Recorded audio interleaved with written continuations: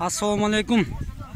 Mına бүгүн Таластан келип чогулушуп, өзүбүз менен өзүбүз команда түзүүдө булак ойноп жатабыз.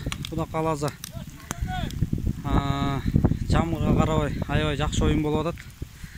Анан биздин ушунун бардыгын уюштуруп берип, ушундай жолго бизди салып, демилге күч берип жүргөн ушу Надыр акелерге Алла разы болсун. Мына Надыр аке.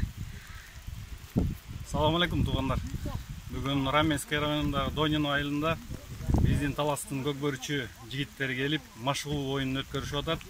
Биздин Таластын аксакалдары, Талас коому 7000 байге сайып берди, оюн кызыктуу болуш үчүн. Жана Кыргызстандан келген камчыларды тапшырдык. Кудай буйрса биздин жигиттер жакшы ойноп, жакшы оюн көргөзүшүп атат. Ийгилик каалайбыз баарына. Алла разы болсун сизге, Надыр аке. Мына азыр өзүңөр көрүп аткандай ортодо оюн аутка чыгып кеткенине байланыштуу арас деп коет экен. Ортоңку аренага чыгышты.